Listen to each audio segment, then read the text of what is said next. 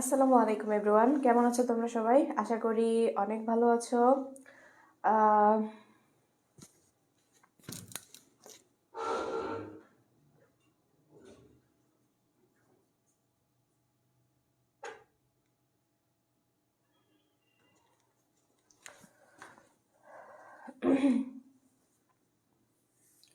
আমি তোমাদের ইশাত আপু চলে আসলাম তোমাদের ইসলাম শিক্ষা দ্বিতীয় পত্রের লাস্ট পার্ট এমসিকিউ ক্লাস নিয়ে। সকলে একটু দ্রুত জয়েন হয়ে যাও আর আমাকে কমেন্টে জানাও যে আমার লাইভটা ঠিক আছে কিনা। আর যারা যারা লাইভে জয়েন হবা অবশ্যই অবশ্যই অবশ্যই লাইভটাকে একটু দ্রুত শেয়ার করে দাও, দ্রুত।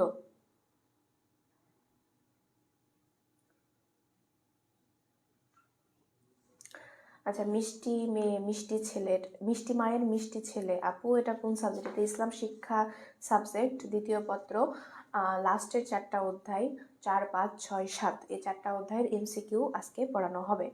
আচ্ছা, এমডি সিফাত, আপনার আপু আপনাদের এফআরবি 4.0 কবে থেকে ক্লাস স্টার্ট হবে?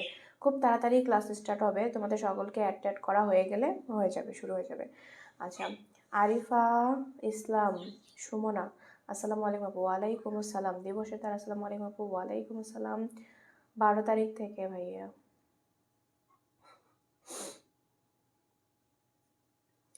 যেদিন শুরু হবে তোমাদেরকে বলে দেওয়া হবে, ওকে? তোমরা যারা অ্যাড আছো তারা সবসময় নোটিশটা ঠিক দেখে রাখবা। আনিকা, আসসালামু আলাইকুম আপু, কেমন আছেন? আলহামদুলিল্লাহ ভালো আছি। আপনি শিওর ভাইয়া? আপু ঠিক আছে, আচ্ছা ঠিক আছে। সকলে একটু লাইভটা আমরা একটু শেয়ার করি, আমরা একটু দ্রুত লাইভটা একটু শেয়ার করে দিই, ঠিক আছে? সকলে একটু লাইভটা শেয়ার করি প্লিজ, দয়া করে লাইভটা একটু শেয়ার করে দাও। আপু, আগে কি দ্বিতীয় পত্র বাকি অধ্যায় পড়ানো হয়েছে? হ্যাঁ, বাকি অধ্যায় দ্বিতীয় পত্রের প্রথম, দ্বিতীয় এবং তৃতীয় অধ্যায় আগে আমাদের ওয়ান শট প্রাইভেট গ্রুপে পড়ানো হয়ে গেছে। এখন শুধু এইটা বাকি আছে যেটা আমি পড়াবো তোমাদের।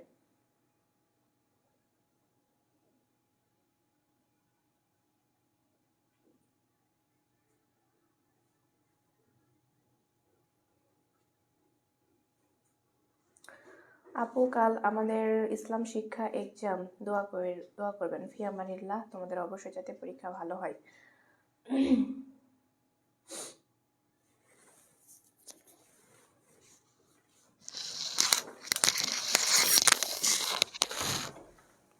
সৌরভ, হচ্ছে একটা কলম দাও তো, আর একটা টিস্যু দাও।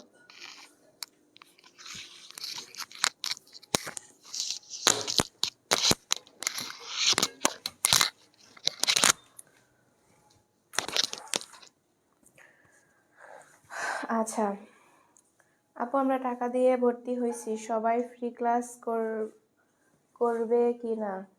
আসলে তোমাদের এই একটা করে ক্লাসই মূলত সকলকে ফ্রি দেওয়া হচ্ছে, বুঝছো?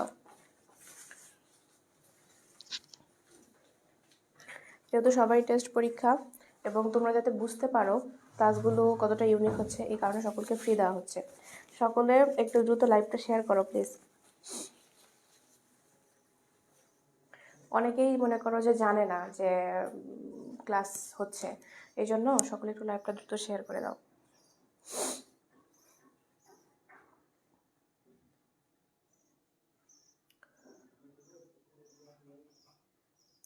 দুপুরে হওয়ার কথা, ঠিক আছে। জলকাব্য ক্লাসটা দুপুরে হওয়ার কথা ছিল, রুটিনে তোমাদের দুপুরবেলায় হওয়ার কথা ছিল, কিন্তু ইমিডিয়েট কিছু কারণের জন্য আমাকে আর্জেন্ট ঢাকা যেতে হবে, আমার 2টাই গাড়ি। এই কারণে আমি হচ্ছে ক্লাসটা 10টার সময় নিচ্ছি, যাতে করে তোমাদের পড়াশোনার কোনো লস না হয়ে যায়।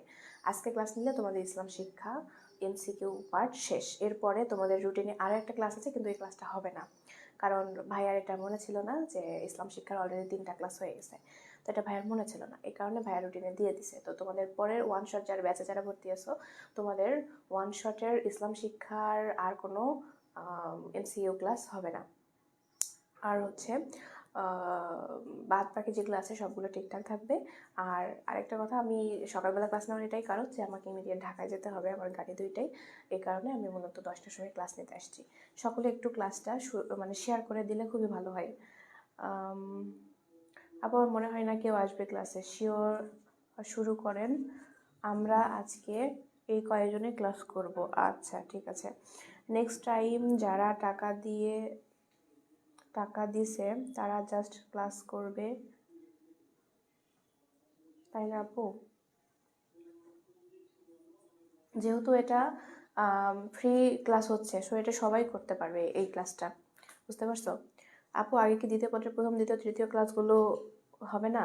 প্রথম দ্বিতীয় তৃতীয় ক্লাসগুলো ওয়ান শট ব্যাচে হয়ে গেছে, সো এখন আর তোমাদের প্রথম দ্বিতীয় তৃতীয় ওয়ান শট হচ্ছে না। এখন যেটা বাকি আছে সেই ক্লাসটাই আমি তোমাদের কাছ থেকে নিতেছি। আচ্ছা চলো আমরা ক্লাসটা শুরু করি। ঠান্ডা সেই কবে থেকে শুরু হয়েছে, শীতকাল। আমার একটু সর্দি লাগে নাই, এখন আমাকে জার্নি করতে হবে। এখন সর্দি জ্বর যা আছে, যত রোগ আছে সব এসে আমার কাছে হাজির হয়েছে। কেমনে যে বডি বুঝতে পারে যে এখন ঝামেলার মধ্যে যাচ্ছে, এখনই ওষুধ দেওয়া শুরু করি। চলো ক্লাস আমরা শুরু করি। আজকে আমরা পড়বো আলকিয়াস, এরপর আছে তোমাদের ফিকা শাস্ত্র আছে, এরপর হচ্ছে তাসাউফ আছে, এরপর হচ্ছে মৌলিক ইবাদত আছে। এগুলার প্রত্যেকটা। আপু আপনার কণ্ঠ আস্তে শোনা যায়, দাঁড়াও দুইটা মাইক নেই যাতে করে তোমরা ক্লিয়ার শুনতে পাও।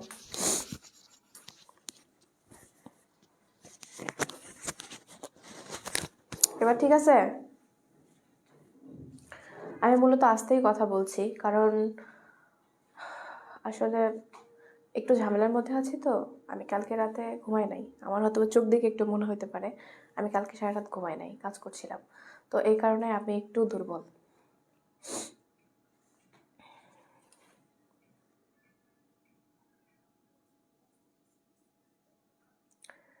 কে এটা? সুমনা? এই প্রথম? এর আগে তোমার নাম বলি নাই? হায় আল্লাহ, কি বলো!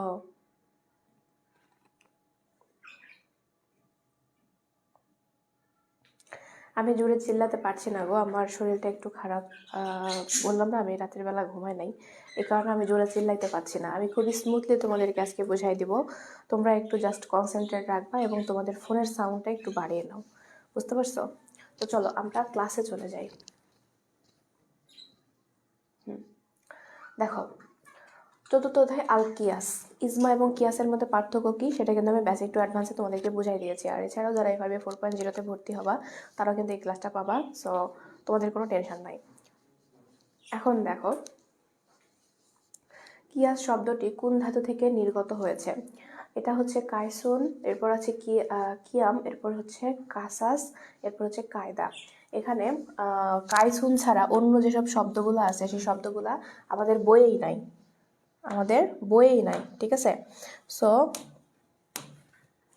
সো এটার উত্তর হবে মূলত কাইসুন। অনেকের মুখস্থ নাই, সকলে মুখস্থ করে নিবা। আচ্ছা, এরপরে দেখো, আবিধানিক অর্থে কিয়াসের অর্থ নয় কোনটি? তুলনা করা, পরিমাপ করা, অনুমান করা, ইবাদত করা। এটা খুবই সহজ একটা কোশ্চেন। তোমাদের কিয়াস যারা অধ্যায়টা পড়েছো, যারা পারবা অ্যান্সার লেখো, যারা পারবা অ্যান্সার লেখো।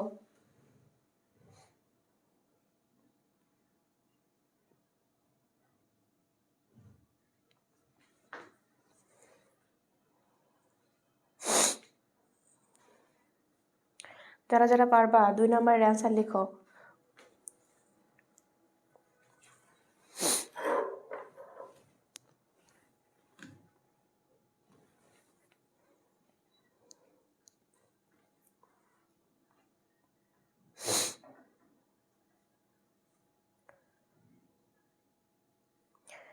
এ ভাই সত্যি ক্লাস হচ্ছে কি? এটা ইনায়া জাহান, সত্যি ক্লাস হইতেছে, লাইভ চলতেছে। তুমি কেন বলতেছো যে ক্লাস সত্যি কি ক্লাস হচ্ছে কিনা? আমি আবার রিপিট করছি, তোমাদের ক্লাস ছিল 2:30টার সময়, কিন্তু আমি 10টার সময় ক্লাস নিতেছি। এর অন্যতম কারণ হচ্ছে আমাকে ইমিডিয়েট ঢাকায় যেতে হবে, এই কারণে আমি ক্লাসের সময়টা আগায় নিয়েছি। তোমাদের ক্লাস নেওয়ার পরে আমি রুমে যাব, এরপর ব্যাগ পাল্টি গুছায়ে আমি বাসে উঠবো। এই জন্য, যাতে করে তোমাদের মানে ক্লাসের কোনো লস না হয়, এই কারণে মূলত ক্লাস নিতে যাচ্ছি। ক্লাসটা আমি অফ করি নাই। সো চলো আমরা চলে যাই। 2 এর অ্যান্সার অনেকে দিয়েছ, ঘ নম্বর উত্তর আসলে তোমাদের ইবাদত করাই হবে। আচ্ছা, এরপরে দেখি পরের এমসিকিউটা কি আছে। পরিভাষাগতভাবে কিয়াস বলতে কি বোঝায়? অনুমান ভিত্তিক আইন, এরপর হচ্ছে মূলের সাথে সাদৃশ্যের ভিত্তি, শাখার বিধান নির্ধারণ, নতুন আইন প্রণয়ন, কেবল ব্যক্তিগত মতামত। কোনটা সঠিক উত্তর হবে বলো তো? এটার সঠিক উত্তর হইতেছে মূলের সাথে সাদৃশ্যের ভিত্তি, শাখার বিধান নির্ধারণ। এটাই হচ্ছে মূলত এর পারিভাষিক ব্যাখ্যা আর কি। ঠিক আছে, মূলের সাথে সাদৃশ্য আমরা সব সময় দেখব, যদি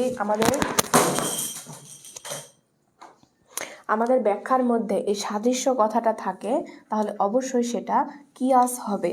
এবং যদি নতুন কোনো আইন প্রণয়ন থাকে তাহলে অবশ্যই, যে দেখো নতুন কোনো আইন প্রণয়ন, তাহলে এটা কি হবে? এটা হচ্ছে ইজমা। এটা সকলে মনে রাখবা, এটা সকলে মনে রাখবা। এখন দেখো ইসলামী শরীয়তের উৎস কয়টি? আমরা এটা অ্যান্সার সকলে জানি, এমন কোনো স্টুডেন্ট নাই যে এটার অ্যান্সার জানো না। বুঝতে পারছো?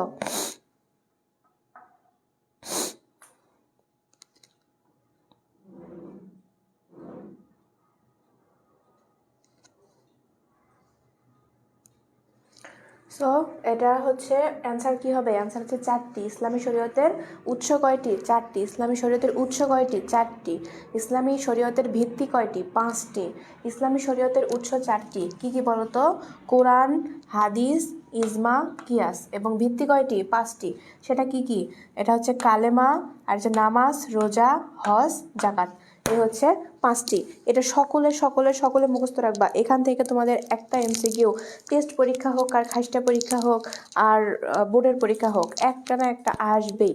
কারণ এই দুটা কোশ্চিন খুবই মানে গুরুত্বপূর্ণ। কিয়াসের স্থান কোন উৎসের পরে? কোরআন, হাদিস, ইজমা কি ইজমা সুন্নাহ? অবশ্যই ইজমার পরে কিয়াসের স্থান। যদিও বা কোনো কোনো দিক থেকে কিয়াসটা ইজমার আগে চলে আসে, কিন্তু ইজমার কিছু বিশেষ বৈশিষ্ট্যের কারণে এটাকে 3 নাম্বার ধরা হয়, আর কিয়াস হচ্ছে মূলত 4 নাম্বার। ওকে, এরপর দেখো কিয়াসের সবচেয়ে শক্ত ঐতিহাসিক প্রমাণ কোনটি? সাহাবীদের ফতোয়া, মুয়াজ রাদিয়াল্লাহু আনহু এর ঘটনা, তাবেঈদের মতামত, এরপর হচ্ছে ফিকা গ্রন্থ।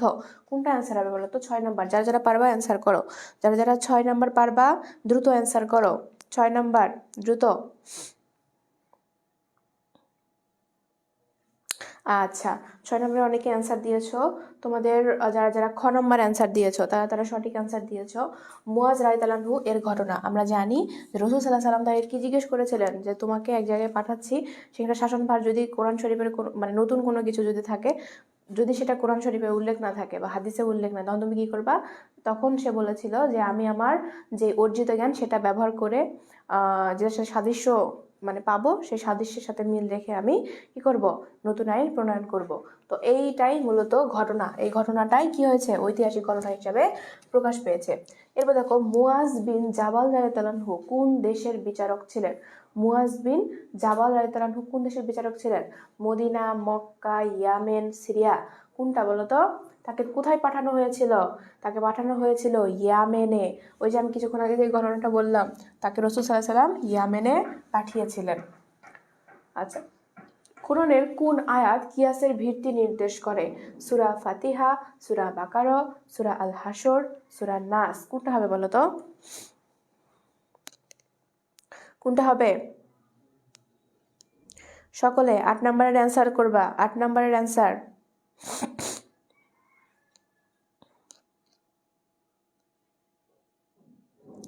আচ্ছা, 8 নম্বরের যারা যারা গ নাম্বার অ্যান্সার করেছো তাদের উত্তর সঠিক, সূরা আল হাসর। এটার মুখস্থ বিদ্যা। হে চক্ষুষ্মান ব্যক্তিগণ, তোমরা শিক্ষা গ্রহণ করো। এটি কোন বিষয়ের প্রতি ইঙ্গিত করে? কেবল ইবাদত, চিন্তা ও তুলনা, যুদ্ধনীতি, দান সাদকা? কোনটা হবে বলো তো? চিন্তা ও তুলনা। চাক্ষুষ্মান ব্যক্তিগণ তোমরা শিক্ষা গ্রহণ করো, কারণ শিক্ষা গ্রহণ না করলে তুমি একটার সাথে আরেকটা তুলনা করে কোনো সিদ্ধান্তে পৌঁছাতে পারবে না। তো এই জন্যই চিন্তা ও তুলনা উত্তর হবে। আচ্ছা, এরপরে দেখি কিয়াসের রুকুন কয়টি? কিয়াসের রুকুন কয়টি? 2টি, 3টি, 4টি, 5টি? কয়টি হবে বলো তো? এটা একটা মুখস্থ বিদ্যা। সো এটার উত্তর হবে 4টি। কিয়াসের রুকুন 4টি হবে। আচ্ছা, কিয়াসের আসল বলতে কি বোঝানো হয়? যারা যারা আমার বেসিক টু অ্যাডভান্সের ক্লাস করেছো, তোমাদেরকে আমি আসল থেকে শুরু করে ওখানে যে 4টা প্রকার ছিল, 4টা যে রুকুন ছিল, আমি সবগুলো কিন্তু তোমাদের কাছ থেকে মুখস্থ করে নিয়েছি। সো তোমরা যারা যারা এই ধরনের মানে ক্লাসের পরে ক্লাসে করতে চাও, তোমাদের ইসলাম শিক্ষা বই পড়ে আছে, পড়ার মানে পড়তে পারছো না বা পড়ার সময় হয় না বা পড়তে ইচ্ছা করে না, তাদেরকে বলছি শুধু আমাকে বেসিক টু FRB 4.0-তে একটা করে ঘন্টা সময় দেবে, আমি প্রত্যেকটা অধ্যায় তোমাদের মাথার মধ্যে ঢুকাই দিব। সো এটা দেখো, কিয়াসের আসল বলতে কি বোঝানো হয়েছে? নতুন বিষয়, মূল বিষয়, ফলাফল, শাখা বিষয়। কোনটা উত্তর হবে বলো তো? উত্তর হচ্ছে মূল বিষয়। আসল, আসল মানে হচ্ছে মূল বিষয়।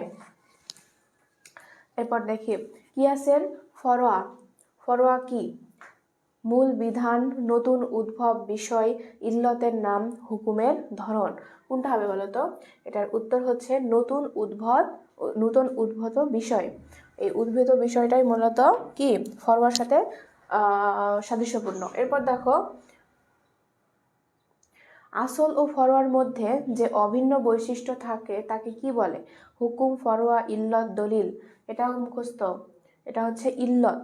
তুমি যদি এগুলা না বোঝো তাহলে কিন্তু অ্যান্সার করতে পারবা না, তাই বোঝাটা সবচাইতে বেশি গুরুত্বপূর্ণ। এরপর দেখো, কিয়াসের হুকুম বলতে কি বোঝায়? কারণ, তুলনা, চূড়ান্ত বিধান, গবেষণা। কোনটা অ্যান্সার হবে বলো তো? এটার অ্যান্সার হইতেছে চূড়ান্ত বিধান। কি হবে? চূড়ান্ত বিধান। এরপর দেখো, মদ্যপান হারাম, এটি কিয়াসের কোন রুকুন? আসল, ফরওয়া, ইল্লত, হুকুম। অবশ্যই এটি হচ্ছে আসল। কারণ কি? এটা হচ্ছে কোরআন শরীফে সরাসরি উল্লেখ করা আছে। আসল হচ্ছে মূল দলিল যেটা, সেটা তোমার কিছুক্ষণ আগে দেখলা। আসল মানে কি? মূল দলিল যেটা। এই দলিল কোথায় আছে? এটা কোরআন শরীফে উল্লেখ করা আছে সরাসরি, এই জন্য এটাকে আসল বলবো আমরা। গাঁজা বা হিরোইন কিয়াসের কোন রুকুন? আসল, ফরওয়া, ইল্লত, হুকুম। অবশ্যই এটা একটি ফরওয়া। কারণ কি? আসলের সাথে এটা সাদৃশ্যপূর্ণ। আসলের সাথে এটা সাদৃশ্যপূর্ণ, কারণ এটা হচ্ছে নতুন আগত বিষয়। আজ থেকে 1400 বছর আগে কিন্তু গাঁজা ছিল না, হিরোইন ছিল না। তখন কি ছিল? তখন ছিল শুধু মদ। মদে যেমন অ্যালকোহল আছে, ঠিক সেরকম এগুলাতেও অ্যালকোহল আছে। হয়তোবা এটাতে মনে করো দ্রবীভূত হওয়ার অবস্থায় থাকে, আর এটাতে ধোঁয়ার মাধ্যমে থাকে। দুটাই মানুষের মস্তিষ্ককে ধ্বংস করে দেয়। মদও কিন্তু এই অ্যালকোহল থাকার কারণে এটাও মস্তিষ্ককে ধ্বংস করে দেয়। এই জন্য এটার সাথে যে মিল আছে, এই মিলটাই মূলত কি ফরওয়া। মানে হচ্ছে এটা নতুন উদ্ভব বিষয়। ফরওয়া হচ্ছে নতুন উদ্ভব বিষয়। আর মদটা হচ্ছে মূলত কি? মদ অনেকদিন আগে থেকে উল্লেখ করা আছে কোরআন শরীফে, এই জন্য এটা একটা আসল। যেটা কোরআন শরীফের উল্লেখ করা থাকবে সেটাই মূলত আসল, আর যেটা নতুন উদ্ভব আসবে সেটাই কি ফরওয়া। আচ্ছা, নেশা সৃষ্টির ক্ষমতা কিয়াসের কোন নেশা সৃষ্টির ক্ষমতা কিয়াসের কোন অংশ? আসল, ফরওয়া, ইল্লত, হুকুম। আচ্ছা, এটা হচ্ছে ইল্লত, মানে হচ্ছে কারণ। ইল্লত মানে কি? তোমার হচ্ছে কারণ। নেশা সৃষ্টির ক্ষমতা, এই এতটুকু মানে এখানে তোমাদের চিহ্ন, উদ্ধৃত চিহ্ন থাকার কথা ছিল। মানে আসল এবং ফরওয়া, ঠিক আছে? আসল এবং ফরওয়ার মধ্যে আমরা মিল যেটা খুঁজে পাবো সেটাই মূলত ইল্লত। আসল এবং ফরওয়ার মধ্যে যেটা আমরা মিল খুঁজে পাবো, মিল মিল যেটা খুঁজে পাবো সেটাই মূলত ইল্লত। আর আসল কি? আমরা কিছুক্ষণ আগে দেখলাম মদ, এবং ফরওয়া কি? সেটা হচ্ছে গাঁজা, হিরোইন। এই দুইটা নতুন উদ্ভব, এবং ওই দুইটার মধ্যে মিল আছে। কি মিল আছে? নেশা সৃষ্টির ক্ষমতা। এই কারণটাই হচ্ছে মূলত ইল্লত। বুঝতে পারছো? আচ্ছা, কিয়াসুল জলি বলতে কি বোঝায়? সূক্ষ্ম কিয়াস, গোপন কিয়াস, প্রকাশ্য কিয়াস, দুর্বল কিয়াস। কোনটা হবে বলো তো? এটা হচ্ছে প্রকাশ্য কিয়াস। এরপর দেখো, সূক্ষ্ম ও অপ্রকাশ্য কিয়াস কোনটি? কিয়াসুল জলি, কিয়াসুল খলি, কিয়াসুল আওলা, কিয়াসুল আদনা। কোনটা হবে? অ্যান্সার হচ্ছে কিয়াসুল খলি। এরপর দেখো, যে কিয়াসের শাখার ইল্লত মূলের চেয়ে শক্তিশালী তাকে কি বলে?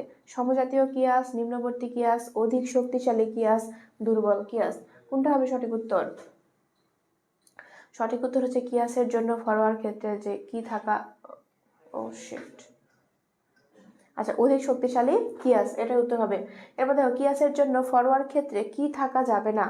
সাদৃশ্য, ইল্লত, এরপর হচ্ছে স্বতন্ত্র নস, এরপর হচ্ছে হুকুম। কোনটা থাকা যাবে না বলতো? স্বতন্ত্র নস। এরপর দেখো কিয়াস প্রয়োগের প্রধান শর্ত কোনটি? ব্যক্তিগত পছন্দ, রাজনৈতিক সুবিধা, কোরআন হাদিসের বিরোধিতা না করা, সামাজিক চাপ। কোনটা হবে?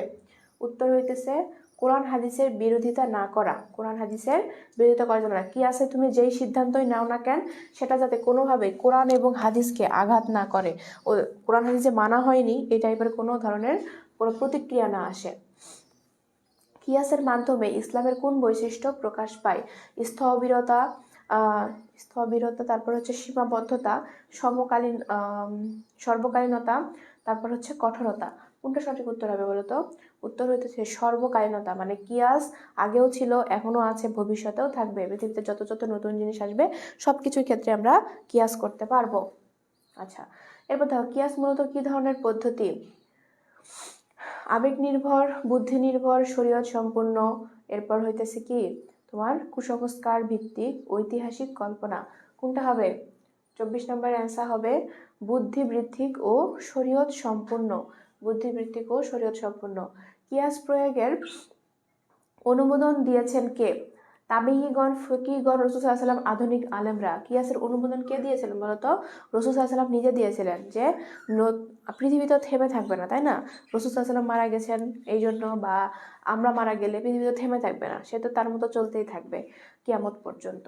তো সেই সময় পর্যন্ত নতুন নতুন জিনিস আসতেই থাকবে, কারণ মানুষ তার নিজের জীবনকে সহজ করতে চায়। এই সহজ করার জন্য নতুন নতুন জিনিস আবিষ্কার করে। এই আবিষ্কার যত করবে তত কিয়াসের ব্যবহার বাড়বে। এই কারণেই মূলত রাসূল সাল্লাল্লাহু আলাইহি ওয়াসাল্লাম অনুমোদন দিয়েছেন যে তোমরা কিয়াস করতে থাকো।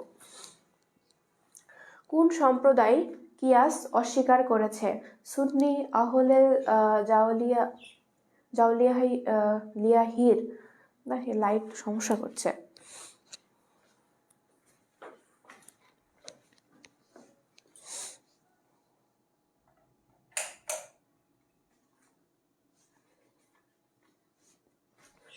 আচ্ছা দেখো,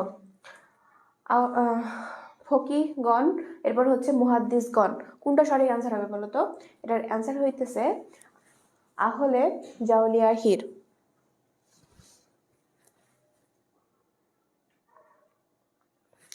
এরপর দেখো তোমাদের পরের এমসিকিউ, কিয়াসকে কেন অনুমোদন ভিত্তিক বলা হয় না? এটি কল্পনা নির্ভর, এটি যুক্তিহীন, এটি কোরআন হাদিস ভিত্তিক, এটি ব্যক্তিগত মত। এই কারণে এটা হচ্ছে কিয়াসকে কেন অনুমান ভিত্তিক বলা হয় না? কারণ হচ্ছে এটি কোরআন হাদিস ভিত্তিক। কারণ কোরআন হাদিসের বিষয় যদি গভীর জ্ঞান না থাকে তাহলে তারা কিয়াস করতে পারে না। যাদের গভীর জ্ঞান থাকে তারা সবকিছুর ব্যাখ্যা সম্পর্কে খুব ভালোভাবেই জানে। এখন দেখো, কিয়াস বাস্তব জীবনে প্রয়োজনীয় কেন? নতুন আইন বানাতে, নতুন সমস্যা সমাধানে, মতভেদ সৃষ্টি করতে, বিতর্ক বাড়াতে। কোনটি দরকার বলতো? এটার অ্যান্সার হচ্ছে নতুন সমস্যা সমাধানের জন্য। এখন দেখো, কিয়াস না থাকলে ইসলাম কি কি সমস্যা হতো? ইবাদত কমে যেত, শরীয়ত অচল হয়ে যেত, এরপর হচ্ছে কোরআন বাতিল হয়ে যেত, হাদিস অকার্যকর হয়ে যেত। কোনটা অ্যান্সার হবে? অ্যান্সার হচ্ছে শরীয়ত অচল হয়ে যেত। শরীয়ত অচল হয়ে যেত কেন? কারণ নতুন জিনিস যখন আসে তখন তার সম্পর্কে যদি কোনো বিধান না থাকে তাহলে কি হবে?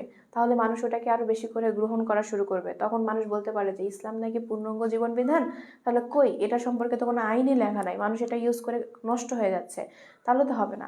তাই এটাকে শরীয়ত অচল হয়ে যেত বলে সম্বোধন করা হয়েছে। এখন দেখো, অধিকাংশ আলেমের মতে কিয়াস হলো অবৈধ পদ্ধতি, সন্দেহজনক পদ্ধতি, এরপর হচ্ছে বৈধ ও অপরিহার্য উৎস, এরপর হচ্ছে অপ্রয়োজনীয় বিষয়। কোনটা সঠিক অ্যান্সার হবে বলো তো? অ্যান্সার হচ্ছে বৈধ ও অপরিহার্য উৎস। এটাই হচ্ছে সঠিক উত্তর। তো এই হচ্ছে তোমাদের প্রথম অধ্যায়ের এমসিকিউ। এখন আমরা দ্বিতীয় অধ্যায় শুরু করব। তার আগে বলো যে তোমাদের কোনো এমসিকিউ এ কি কোনো প্রবলেম আছে যেটা তোমরা বুঝতে পারো নাই? থাকলে বলো, আমি সেটা তোমাদের ইনশাল্লাহ বুঝাই দিব।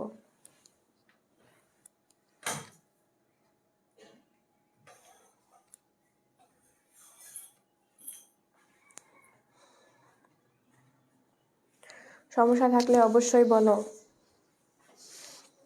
আর সবাই একটু লাইভটাকে শেয়ার করে দাও। নাবিলা ইসলাম,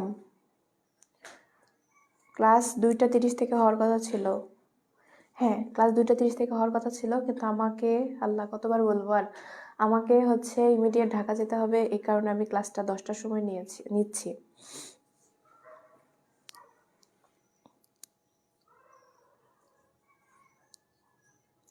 আচ্ছা, ঠিক আছে, যেহেতু সমস্যা নাই, তাহলে আমি পরের অধ্যায় শুরু করছি।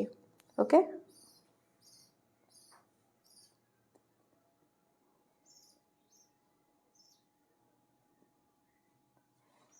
চলো পরের অধ্যায় শুরু করি।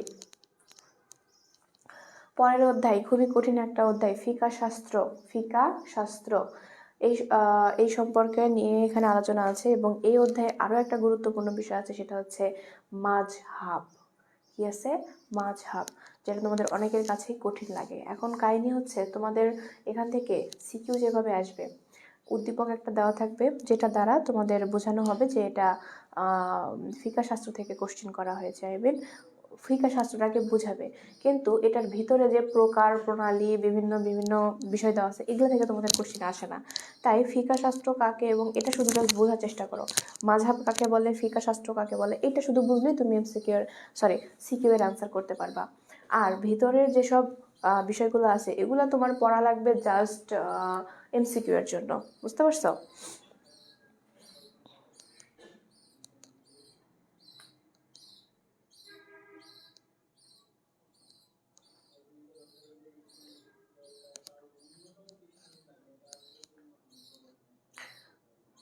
আচ্ছা,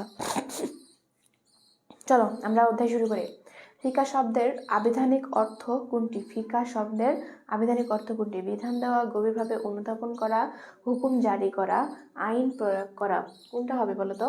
অ্যান্সার হচ্ছে গভীরভাবে অনুধাবন করা। মানে ফিকা শাস্ত্র হচ্ছে সেই জ্ঞান, মানুষ যদি ইসলাম সম্পর্কে গভীরভাবে, যারা যারা হচ্ছে বক্তা আছে না, এই যে আজহারি সাহেব, তারপর হচ্ছে আরও অনেকে আছে না, এই যে বক্তারগুলা, এই বক্তারা কিন্তু ওরা বক্তার লাইনে পড়াশোনা করে, জাস্ট কীভাবে স্টেজে গিয়ে ভাষণ দিতে হয় এটার জন্য।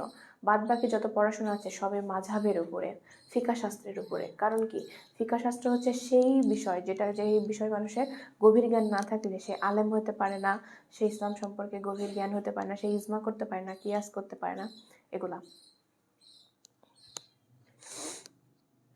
আচ্ছা, এখন দেখো গভীরভাবে অনুধাবন করা। এরপর দেখো যে কোরআনের ফিকা শব্দটি কতবার ব্যবহৃত হয়েছে? 10 বার, 15, 20, 25? উত্তর হচ্ছে 20 বার ফিকা শব্দটি উচ্চারণ হয়েছে।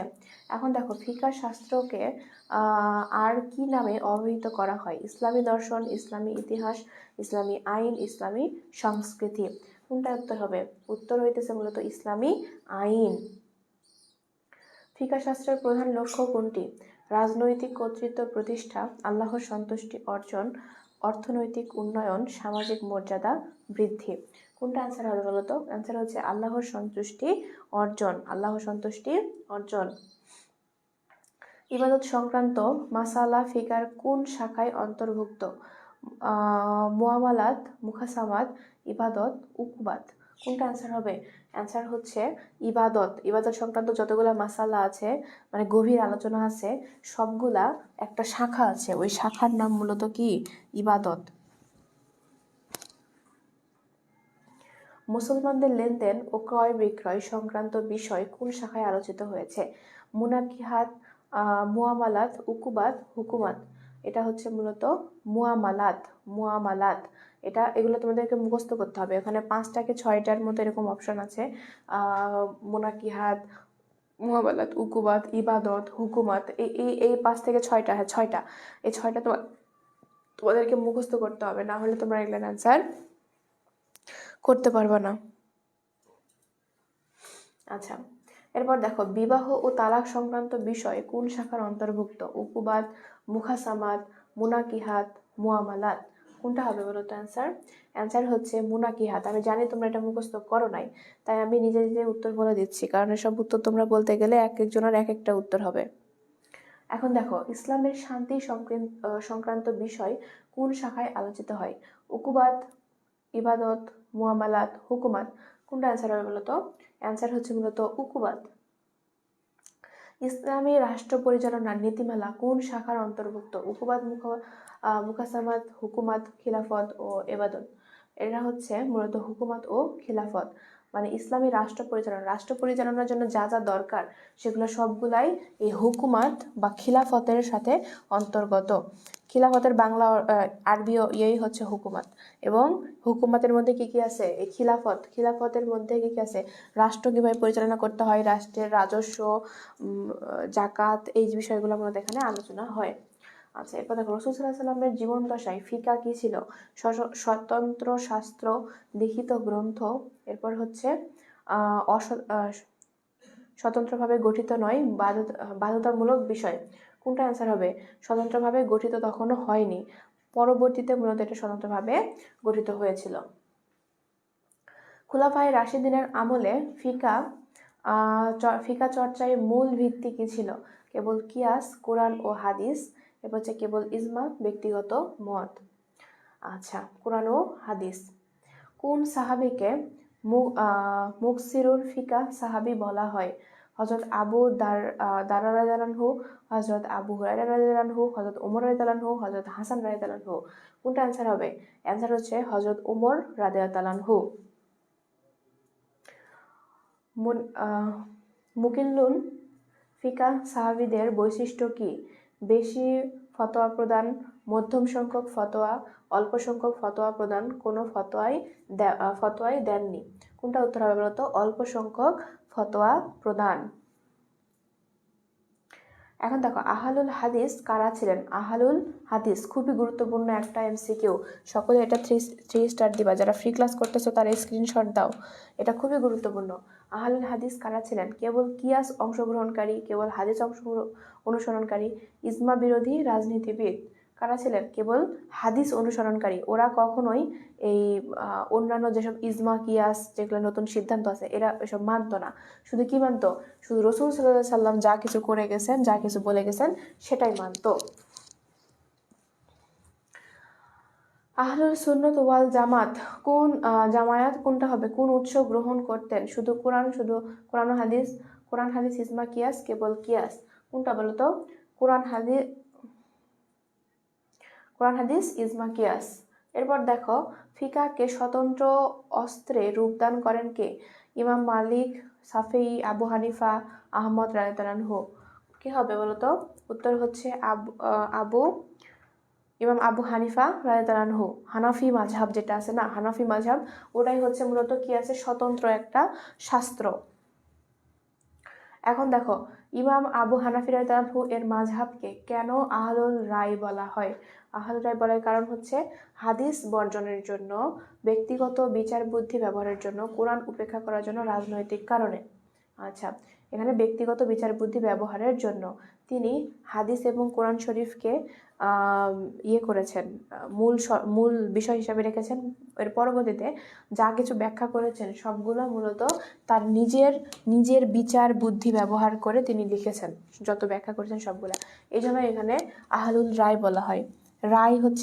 রায় শব্দটার অর্থ হচ্ছে মনে করো যে রাজকীয় বা মানে উৎকৃষ্ট একটা শব্দ, এটা আরবির। হানাফি মাযহাবের কোন নীতি প্রবর্তন করা হয়? হানাফি মাযহাবের কোন নীতি প্রবর্তন করা হয়?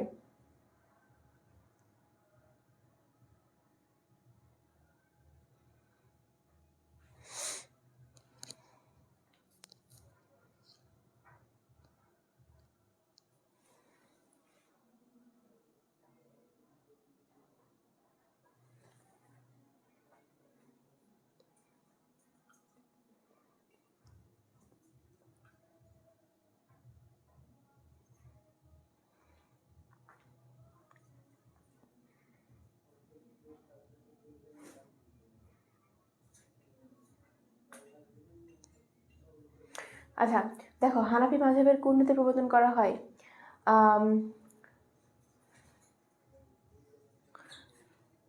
ইস্তেসালাত, এরপর হচ্ছে ইস্তিসান, এরপর হচ্ছে তাকলিদ, এরপর হচ্ছে তাসাউফ।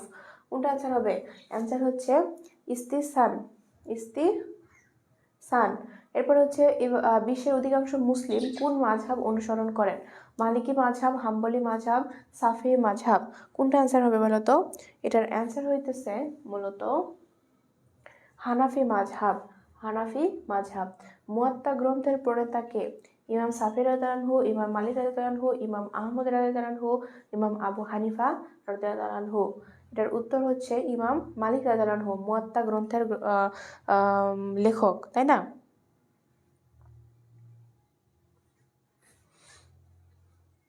এবার দেখো মালিকি মাযহাবের মূল ভিত্তি কি? কিয়াস, ইজমা, মদিনাবাসী আমল, এরপর হচ্ছে ইস্তিহসান। কোনটা উত্তর হবে? উত্তর হচ্ছে মদিনাবাসীর আমল। মালিকি মাযহাবের মূল ভিত্তি কি? মদিনাবাসীর আমল। কারণ কি মালিকি মাযহাব, ইমাম মালিক রাদিয়াল্লাহু আনহু, উনি মদিনাবাসীকে বেশি গুরুত্ব দিতেন এবং তিনি মদিনা থেকেও বের হতে চাইতেন না। কোন মাযহাবে ইস্তিলাকে আইনের উৎস ধরা হয়? হানাফি, শাফি, মালিকি, হাম্বলি। কোনটা হবে বলো তো? মালিকি মাযহাব। এখন দেখো ইমাম শাফি রাদিয়াল্লাহু আনহু এর উপাধি কি? ইমামুল দারুল হিজরাত, এরপর হচ্ছে নাসিরুল হাদিস, এরপর হচ্ছে ইমাম আজম, এরপর কি মুহাদ্দিসুল উম্মাহ। আচ্ছা, এটার অ্যান্সার হচ্ছে মূলত নাসিরুল হাদিস, নাসিরুল হাদিস। এখন আমার একটা কোশ্চেন আছে, ইমাম আজম কাকে বলা হয়েছিল? ইমাম আজম, চারজন ইমামের মধ্যে একজনকে মূলত ইমামে আজম বলা হয়েছিল। কাকে বলা হয়েছিল? একটু দ্রুত আমাকে কমেন্টে জানাও, যারা যারা জানো অবশ্যই আমাকে দ্রুত কমেন্টে জানাবা।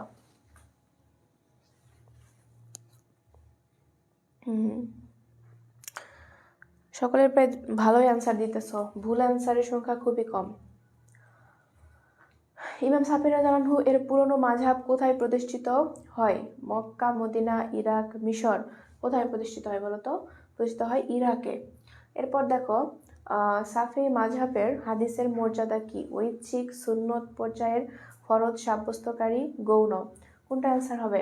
অ্যান্সার হইতেছে মূলত ফরজ সাব্যস্তকারী, ফরজ সাব্যস্তকারী। এরপর দেখো কোন ইমাম মুতাজিলাতের বিরুদ্ধে মতবাদ গড়ে তোলেন?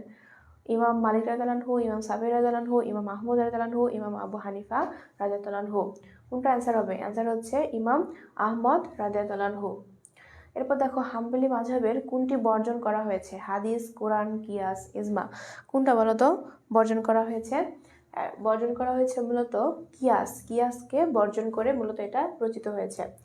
হাম্বলি মাযহাবের মূল বৈশিষ্ট্য কি ছিল?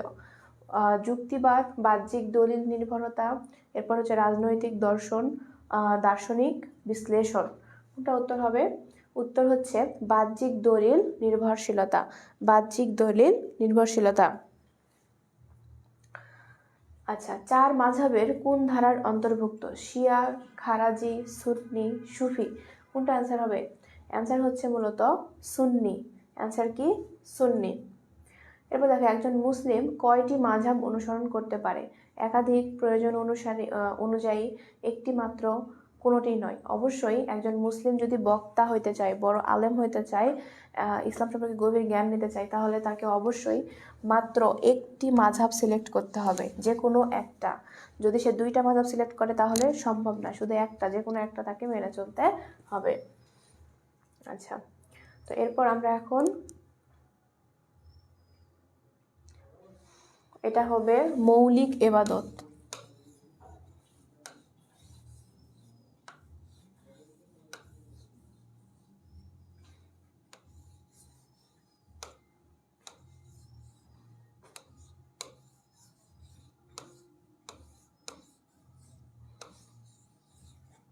মৌলিক এবাদত অধ্যায়। আমরা এখন পঞ্চম নামে ষষ্ঠ অধ্যায় পড়ব, ঠিক আছে?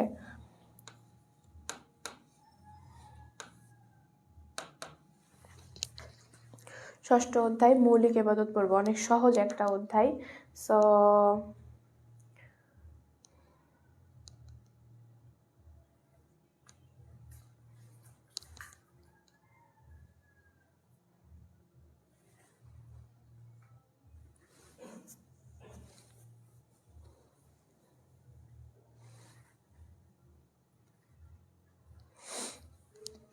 বলো, কারো কোনো কোশ্চেন আছে?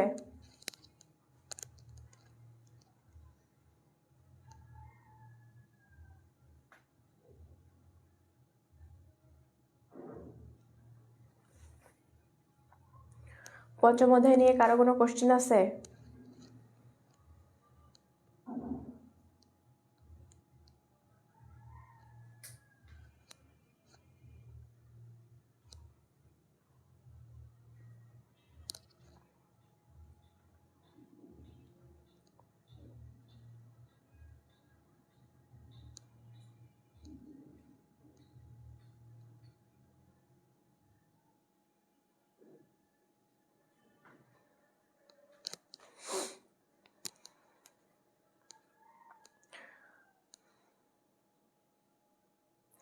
ওকে, তাহলে আমরা পরের অধ্যায়টা শুরু করি নাকি? মৌলিক ইবাদতটা শুরু করি। আচ্ছা, মৌলিক ইবাদত শুরু করার আগে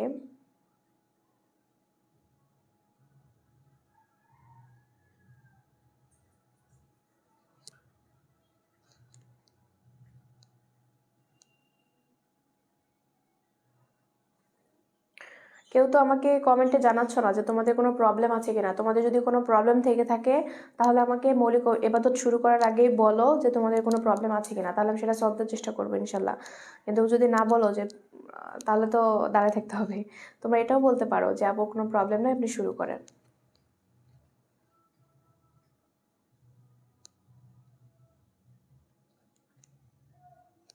এটা এমসিকিউ ক্লাস বাবা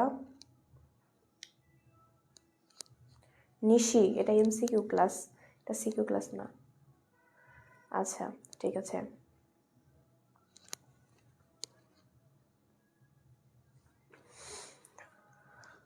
মমতা পারভিন, আসসালামু আলাইকুম।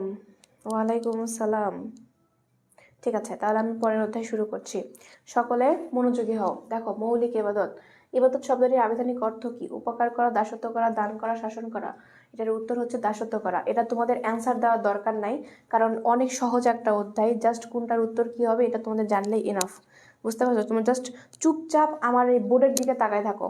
ওকে, কি কোন এমসিকিউটা আমি পড়ছি, কি এমসিকিউ আছে এটা জাস্ট দেখো। এর চাইতে আর কিছু তোমাদের দরকার নাই, তোমরা জাস্ট দেখো। যিনি ইবাদত করেন তাকে কি বলা হয়? ফকি, আবিদ, আলেম, আমিল। কোনটা বলা হয় বলো তো? আবিদ। যে অনেক বেশি ইবাদত করে তাকে আবিদ বলা হয়। এরপর দেখো, ইবাদতের মূল লক্ষ্য কি? সমাজ সংস্কার, আত্মশুদ্ধি, আল্লাহর সন্তুষ্টি অর্জন, নেকি অর্জন। অবশ্যই আল্লাহর সন্তুষ্টির জন্যই আমরা ইবাদত করে থাকি। ইমাম কুরতুবী রাদিয়াল্লাহু এর মতে ইবাদতের মূল বিষয়টা কি? কঠোর সাধনা, বিনয় ও নিজেকে তুচ্ছ করা, দানশীলতা, জ্ঞান অর্জন। অবশ্যই বিনয় হতে হবে এবং নিজেকে তুচ্ছ করে দিতে হবে আল্লাহ তাআলার কাছে, যে আমি তুচ্ছ, আপনি সেরা। এরপর দেখো যে সর্বোচ্চ সম্মান প্রদর্শনের নাম কোন ইমামের মতে ইবাদত? সর্বোচ্চ সম্মান প্রদর্শনের নাম ফররুকুদ্দিন রাজি রাদিয়াল্লাহু এর ইমামের মতে একটা ইবাদত। সর্বোচ্চ সম্মান, আল্লাহ তাআলাকে সর্বোচ্চ সম্মান করতে হবে। এরপর দেখো, হাক্কুল ইবাদত বলতে কি বোঝায়? এর চাইতে সহজ কোশ্চিন পৃথিবীতে কি আর দুইটা আছে বলো? এর চাইতে সহজ কোশ্চিন পৃথিবীতে দুইটা নাই, কারণ এটা কি? বান্দার হক। এরপর দেখো, আল্লাহর নিষেধাজ্ঞা বর্জন কোন শ্রেণীর ইবাদত? নফল, মৌলিক, নেতিবাচক ইবাদত, আচারগত ইবাদত। কোনটা অ্যান্সার হবে বলো তো? 7 নম্বর অ্যান্সার হচ্ছে নেতিবাচক ইবাদত। এরপর দেখো, নিম্নের কোনটি আল্লাহর আদেশ বাস্তবায়নের অন্তর্ভুক্ত? গীবত করা, মিথ্যা বলা, সালাত কায়েম করা, সুদ গ্রহণ করা। কোনটা অ্যান্সার হবে? অ্যান্সার হচ্ছে সালাত কায়েম করা। কি অ্যান্সার? সালাত কায়েম করা। এখন দেখো, ইসলামের স্তম্ভ কোনটি? ইসলামের স্তম্ভ কয়টি? 3টি, 4টি, 5টি, 7টি। কয়টি বলো তো? ইসলামের স্তম্ভ 5টি। আমি তো তোমাদেরকে আগের প্রথম অধ্যায়ে কিন্তু বলে দিয়েছি কোন 5টি স্তম্ভ।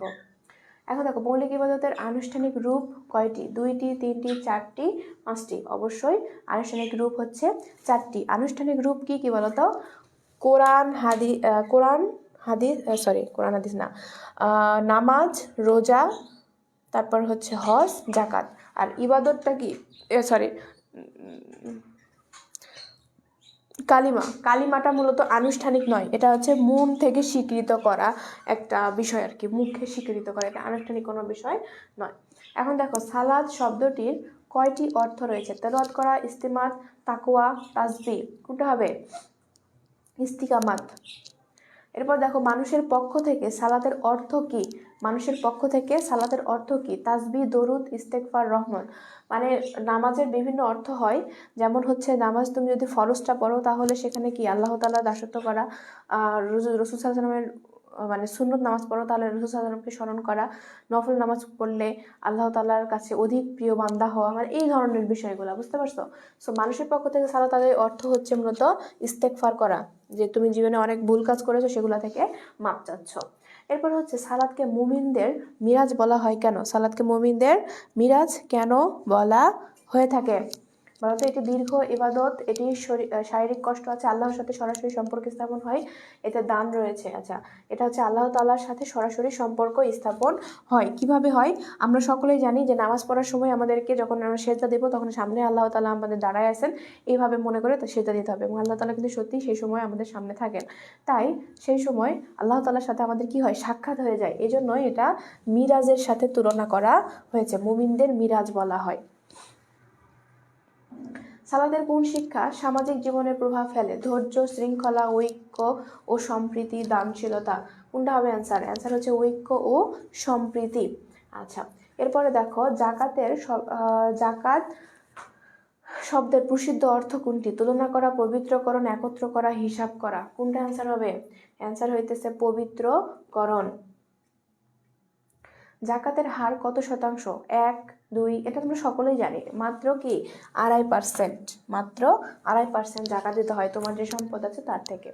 আচ্ছা, এরপর দেখি যে জাকাত ফরজ হওয়ার অন্যতম শর্ত কোনটি? দরিদ্র হওয়া, ঋণগ্রস্ত হওয়া, নিসাব পরিমাণ সম্পদের মালিক হওয়া, অসুস্থ হওয়া। অবশ্যই অবশ্যই নিসাব পরিমাণ সম্পদের মালিক হতে হবে, মানে কি তোমার যে সম্পদ আছে সেটা অবশ্যই নিসাব পরিমাণ হতে হবে, মানে যেই পরিমাণ টাকা তোমার 1 বছর থাকলে সেটাকে তুমি জাকাত দিতে পারো সেটাকেই মূলত নিসাব পরিমাণ বলে। এরপর দেখো যে সাউম শব্দের অর্থ কি? গ্রহণ করা, বিরত থাকা। এরপর হচ্ছে দান করা, ধৈর্য ধারণ করা। অবশ্যই আমাদের খ নাম্বার উত্তর বিরত থাকা, মানে আমাদের কি বলে এটাকে, যত ধরনের মনের ঐচ্ছিক ইচ্ছা চিন্তাভাবনা আছে সেগুলো থেকে দূরে থাকাও কিন্তু এক ধরনের সাওম। এরপর দেখো সাওম পালনের সময়কাল কোনটি? সুবহে সাদিক থেকে সূর্যাস্ত পর্যন্ত, ফরজ থেকে মাগরিব পর্যন্ত, সাহরি থেকে ইফতার পর্যন্ত, সকাল থেকে সন্ধ্যা পর্যন্ত। এখন এটা হচ্ছে সুবহে সাদিক থেকে সূর্যাস্ত পর্যন্ত। সাওমের মূল লক্ষ্য কি? স্বাস্থ্য রক্ষা, তাকওয়া অর্জন, আত্মকষ্ট, দান বৃদ্ধি। কোনটা অ্যান্সার হবে? অ্যান্সার হইতেছে তাকওয়া অর্জন। এরপর দেখো হজ শব্দের শাব্দিক অর্থ কি?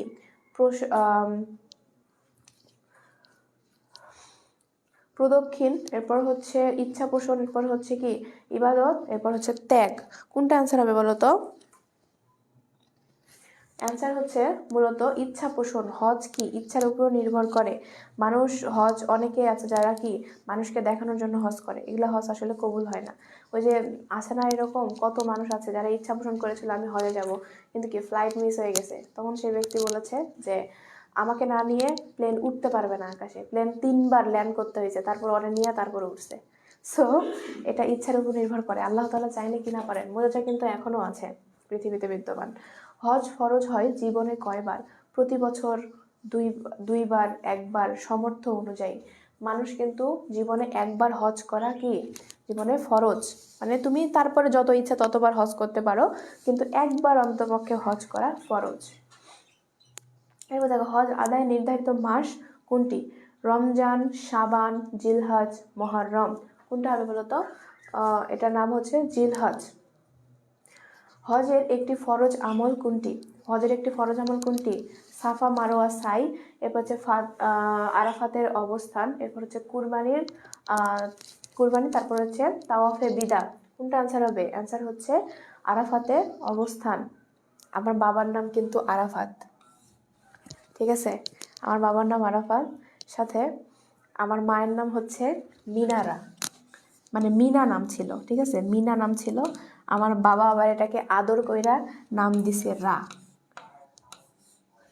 সো হজ করতে গেলে মানুষ আরাফাতে অবস্থান করে, ওখানে আবার একটা ঢিপি, মানে ঢিপির মতো একটা জায়গা আছে যেখানে মানুষ উঠে নফল নামাজ আদায় করে, ওইটার নাম হচ্ছে মিনা। মানে আল্লাহ মিলায় দিছে এইভাবে, কি অসাধারণ না?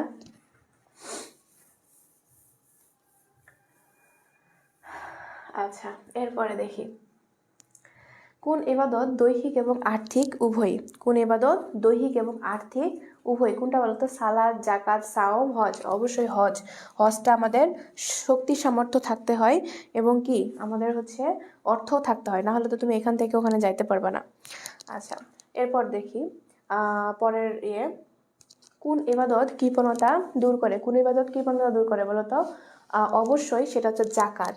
জাকাত আমাদের কৃপণতা দূর করে। জাকাত কৃপণতা দূর করে দেয়। এরপরে দেখি কোন কোন ইবাদত আত্মসংযম শিক্ষা দেয়। আত্মসংযম শিক্ষা দেয় কোনটা বলতো? সাওম। মানে নিজেকে আল্লাহর তাআলার জন্য ভয়, মনের ভিতরে একটা ভয় যে আমি রোজা আছি, আমি কোনো খারাপ কাজ করতে পারবো না। তো এটাই মূলত ভয়টাই শিক্ষা দেয় কে? এই সাওম। প্রত্যেকটা ইবাদতের আলাদা আলাদা শিক্ষা আছে, তাই না? এরপর দেখো কোন ইবাদত বিশ্ব মুসলিম উম্মার ঐক্য প্রকাশ পায়। সালাত, জাকাত, সাওম, হজ। কোনটা বলতো? হজ। হারাম কাজ থেকে বিরত থাকাও কোন ইবাদত? এটি সমাজ গঠন করে, এতে কষ্ট হয়, আল্লাহর আদেশ পালিত হয়, এতে সওয়াব কম। কোনটা? আল্লাহর আদেশ পালিত হয়। এবার সর্বশেষ এমসিকিউ মৌলিক ইবাদতের কাঠামো গড়ে ওঠে কোন ভিত্তিতে?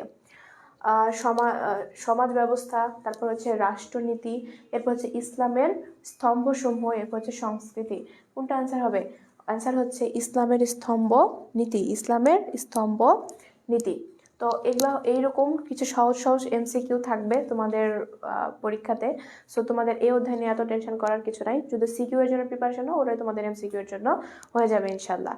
তো এরপরে আমি পরবর্তী অধ্যায়টা শুরু করতে যাচ্ছি। কারো কোনো সমস্যা আছে?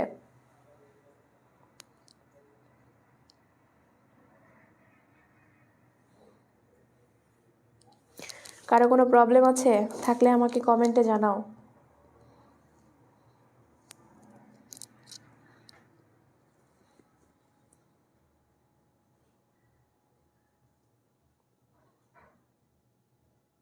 ছয় অধ্যায়ের একটা এমসিকিউ বাদে সব কয়টা সঠিক হয়েছে? সুবহান আল্লাহ, আলহামদুলিল্লাহ। নিশি, ভালো পড়াশোনা করেছ।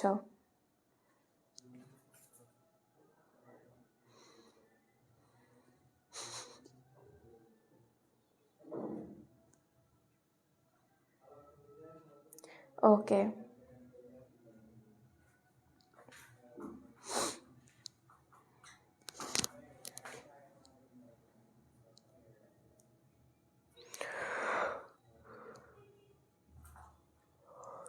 আচ্ছা, আমরা নেক্সট অধ্যায় শুরু করব, ঠিক আছে?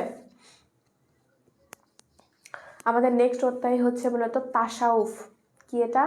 তাসাউফ। তাসাউফ মানে হচ্ছে মূলত এটা তো রাস্তা বা পথ।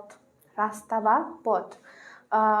কিসের পথ? এটা হচ্ছে মূলত নিজের মনকে শান্ত করার বা পবিত্র করার একটা পথ। পথটাই হচ্ছে মূলত তাসাউফ। কিভাবে করবা? অনেক ছোট্ট একটা অধ্যায়। এটাই আর কি এখানে আলোচ্য বিষয়, যে নিজের মনকে আত্মশুদ্ধ করা বা শান্ত করা। এটাই হচ্ছে মানে ধ্যান, এরপর যে ইয়োগা, এগুলা হচ্ছে এটার অন্তর্গত, তাসাউফের অন্তর্গত। তো চলো আমরা চলে যাই আমাদের এমসিকিউতে। তাসাউফের মূল উদ্দেশ্য কি? সামাজিক মর্যাদা লাভ করা, আত্মশুদ্ধি ও আল্লাহর নৈকট্য লাভ, দুনিয়াবী জ্ঞান অর্জন, বিতর্কে পারদর্শিতা। কোনটা অ্যান্সার হবে বলতো? অ্যান্সার হইতেছে আত্মশুদ্ধি বা আল্লাহর নৈকট্য লাভ। এরপর হচ্ছে ইসলামের বাহ্যিক দিককে কি বলা হয়? তাসাউফ বলা হয়, তারপর হচ্ছে হাকিকত বলা হয়, শরীয়ত বলা হয়, মারেফাত বলা হয়। কোনটা অ্যান্সার হবে? অ্যান্সার হইতেছে শরীয়ত। অ্যান্সার কি? শরীয়ত। ইসলামের অভ্যন্তরীণ দিক কোনটি? ফিকাহ, তারপর হচ্ছে তাফসির, এরপর হচ্ছে তাসাউফ, এরপর হচ্ছে ইজমা। কোনটা অ্যান্সার হবে? অ্যান্সার হইতেছে মূলত তাসাউফ। এরপর দেখো কোরআনে সফল ব্যক্তির পরিচয় দেওয়া হয়েছে কাকে? ধনীদের, ক্ষমতাবানদের, আত্মশুদ্ধকারীদের, জ্ঞানীদের। কোনটা অ্যান্সার হবে? অ্যান্সার হইতেছে কি? আত্মশুদ্ধকারীকে। এরপর দেখো তাসাউফ শব্দটি কোন শব্দ থেকে এসেছে? সফর, সুফ, সাফা, সুফা। আচ্ছা, এটার অ্যান্সার হচ্ছে মূলত সুফ। এটার অ্যান্সার কি? সুফ। এই যে আমরা এরপর সুফিবাদ পড়বো। সুফিদেরকে চেনো তোমরা? হচ্ছে ফোনে ইউটিউবে গিয়ে সার্চ করবা তুরস্কের সুফিবাদের ডান্স, লিখে সার্চ করবে, দেখবে অনেক সুন্দর মিউজিক সম্পূর্ণ একটা ডান্স আসতেছে, যেগুলো হচ্ছে মূলত মানুষ এগুলা হচ্ছে করে থাকে আর নিজের মনকে শান্ত করার জন্য। ওরা যখন আবার অনেক বড় বড় পাওয়া যায়, ধরো যে মানে আছে না বড় মৌলবি ছোট মৌলবি এরকম আছে না, যারা অনেক বেশি জ্ঞান অর্জন করে তাদেরকে আলেম বলে, তো ওদেরও আবার এরকম অনেক র্যাঙ্ক আছে। এই র্যাঙ্ক আপ যখন তাদের হয়ে যায়, অনেক যোগ্যতা পেয়ে যায়, তখন আবার ওরা ডান্স করে না, তখন ধ্যান ট্যান এগুলা করে। তো ওদের মধ্যে বিভিন্ন আইটেম আছে। তো ওই ডান্সগুলো দেখবে অনেক ভালো লাগে। ওরা হাত এভাবে উঁচু করে এভাবে এভাবে ঘুরে আর ডান্স করে, সাদা কালারের একটা ড্রেস পরে, অনেক সুন্দর লাগে দেখতে। তো ওই সুফিদের সম্পর্কে আমাদের এই অধ্যায়ে পড়াশোনা আছে, বুঝছো? সুফ শব্দের অর্থ কি? আলো, পবিত্রতা, পশম, ধ্যান। অবশ্যই এটার উত্তর হচ্ছে পশম। পশমি কাপড়, পশমি আমাদের যেটা পশম থেকে তৈরি হয়, সেই কাপড় পরিধান করে ওরা মূলত বো করে ঘোরে। সুফিদের পশমি পোশাক পরার কারণ কি ছিল? ঐতিহ্য রক্ষা, কৃচ্ছ সাধনের প্রতীক, সামাজিক পরিচয়, ধর্মীয় বাধ্যবাধকতা। কোনটা অ্যান্সার হবে বলো তো? অ্যান্সার হচ্ছে উৎকৃষ্ট সাধনের প্রতীক, উৎকৃষ্ট সাধনের প্রতীক। তাসাউফের সবচেয়ে গ্রহণযোগ্য উৎস কোনটি? বেদান্ত দর্শন, গ্রিক দর্শন, কোরআন ও সুন্নাহ, পার্শ্বিক সংস্কৃতি। কোনটা অ্যান্সার হবে? অ্যান্সার হইতেছে মূলত কোরআন ও সুন্নাহ, কোরআন ও সুন্নাহ। এরপর দেখো, তাসাউফের উৎপত্তি সম্পর্কে কয়টি মতবাদ প্রচলিত রয়েছে? তাসাউফের উৎপত্তি সম্পর্কে কয়টি মতবাদ প্রচলিত রয়েছে? 2টি, 3টি, 4টি, 5টি। কোনটি অ্যান্সার হবে? অ্যান্সার হচ্ছে 4টি। আত্মশুদ্ধির প্রধান উপায় কোনটি? বৃত্ত অর্জন, কুপ্রবৃত্তি দমন, তারপর হচ্ছে সামাজিক সেবা, এরপর হচ্ছে কি বক্তৃতা। অবশ্যই কুপ্রবৃত্তি যদি দমন করতে পারো, নিজের মন থেকে যদি খারাপ সব কিছু সরাই ফেলতে পারো, যে আমি ওর বাড়ির এটা চুরি করব, ওর বাড়ির এটা নিব, এর তো এই জিনিস ভালো না, একে তো হয়রানি করতে হবে, এগুলা যাদের কাছ থেকে চলে যাবে, এই কুপ্রবৃত্তিগুলো যাদের কাছ থেকে চলে যাবে, সেই মূলত কী হবে? আত্মশুদ্ধি অর্জন করতে পারবে। ইহসান বলতে কি বোঝায়? আল্লাহকে দেখা, আল্লাহকে দেখেছো মনে করে ইবাদত করা, এরপর হচ্ছে নফল ইবাদত, দান করা। কোনটি সঠিক? এটার সঠিক উত্তর হচ্ছে আল্লাহকে দেখেছো বলে মনে করা বা ইবাদত করা। এরপর দেখো, রাসূল সাল্লাল্লাহু আলাইহি ওয়াসাল্লাম গভীর জ্ঞানে কোথায় থাকতেন? অবশ্যই হেরা গুহায় থাকতেন। এটা আমাদের সকলের জানা কোশ্চেন, তাই না? এটা আমাদের সকলের জানা কোশ্চেন, এটা নতুন করে জানার কিছু নাই। মসজিদে নববীতে ধ্যানমগ্ন সাহাবীদেরকে কি বলা হতো? আহলে কিতাব, তারপর হচ্ছে কি আসহাবে সুফা, এরপর হচ্ছে আসহাবে বদর, এরপর হচ্ছে মুহাজির। কোনটা সঠিক অ্যান্সার হবে? অ্যান্সার হচ্ছে আসহাবে সুফা। কৃচ্ছ সাধনের যুগে সুফি কে ছিলেন? ইমাম গাজ্জালী রাদিয়াল্লাহু আনহু, হাসান বসরি, শাহ আউলিউল্লাহ, তারপর হচ্ছে ইবনে সিনা। কোনটা অ্যান্সার হবে? অ্যান্সার হচ্ছে হাসান বসরি। বিভিন্ন যুগে, ওখানে আমাদের স্লাইড সহ তোমাদের বইয়েও কিন্তু বিভিন্ন যুগে কে কীরকম ছিলেন, মানে কোন যুগে কে বিখ্যাত ছিল তোমার মূলত এই সুফিবাদের জন্য, তাদের কিন্তু উল্লেখ করা আছে। তোমাদের এটা মুখস্থ লাগবে, বুঝতে পারছো? এরপর দেখো, নারী সুফি সাধকার নাম কোনটি? আয়েশা রাদিয়াল্লাহু আনহা, খাদিজা রাদিয়াল্লাহু আনহা, রাবেয়া বসরি, ফাতিমা রাদিয়াল্লাহু আনহা।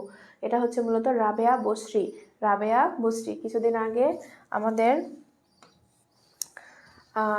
হাদি ভাই, শহীদ শরীফ ওসমান হাদির ওয়াইফকে কিন্তু রাবেয়া বসরি, এই যুগে রাবেয়া বসরি বলে কিন্তু উল্লেখ করা হয়েছিল। কারণ কি? তার পর্দার কারণে। এই রাবেয়া বসরি তাহলে কতটা পর্দা করতেন চিন্তা করো। এবং তিনি কি আত্মশুদ্ধি, নিজের আল্লাহ তাআলাকে স্মরণ করবেন, ধরো যে মনের মধ্যে এমনভাবে একসেপ্টেড মানে করেছেন, এই কারণে তিনি কিন্তু কি করেছেন, যে মেয়ে মানুষ হয়েও তিনি সুফিবাদে নাম লিখাতে পেরেছেন, একজন সাধিকা হয়েছেন। এরপরে হচ্ছে দেখো, ফানাফিল্লা ধারণার সাথে কার নাম জড়িত? জুনায়েদ বাগদাদি, বায়েজিদ বোস্তামি, ইমাম গাজ্জালী রাদিয়াল্লাহু আনহু, শাহ অলিউল্লাহ। কোনটা অ্যান্সার হবে? অ্যান্সার হচ্ছে বায়েজিদ বোস্তামি, বায়েজিদ বোস্তামি। বায়েজিদ বোস্তামি আর কিসের জন্য বিখ্যাত বলো তো? কে কে অ্যান্সার দিতে পারবা? বায়েজিদ বোস্তামি আর কিসের জন্য বিখ্যাত?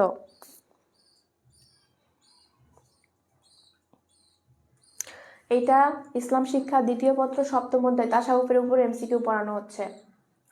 দেখো, শরীয়ত ও তাসাউফের সম্পর্ক কি? পরস্পর বিরোধী, এরপর হচ্ছে পৃথক, পরস্পর নির্ভরশীল, ঐচ্ছিক। কোনটা সঠিক অ্যান্সার হবে? অ্যান্সার হচ্ছে মূলত পরস্পর নির্ভরশীলতা। এরপর দেখো শরীয়ত ও তাসাউফের সম্পর্ককে কিসের সাথে তুলনা করা হয়? দিন রাত, দেহ আত্মা, আলো অন্ধকার, জল বায়ু। ওটা হচ্ছে দেহ ও আত্মা। শরীয়ত হচ্ছে কি দেহ, তাসাউফ হচ্ছে কি আত্মা। মানে শরীয়তে যে বিধান রয়েছে সেই বিধান অনুযায়ী তোমার আচার ব্যবহার সবকিছু, মানে বাহ্যিক সবকিছু শরীয়ত অনুযায়ী হবে, এবং মনের ভিতরে থাকবে তাসাউফ। মনের ভিতরে থাকবে কি এই তাসাউফ। আচ্ছা, এরপর দেখো ইমাম গাজ্জালি কিসের সমন্বয় সাধন করেন? ফিকাহ ও দর্শন, শরীয়ত ও তাসাউফ, তাফসির ও হাদিস, রাজনীতি ও ধর্ম। কোনটা অ্যান্সার হবে?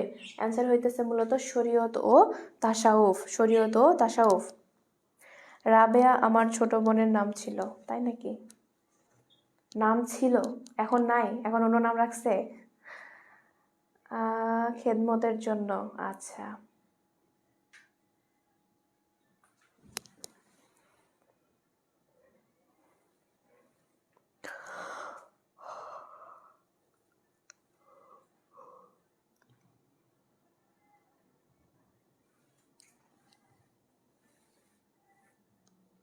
আচ্ছা, চলো পরের এমসিকিউতে আমরা চলে যাই।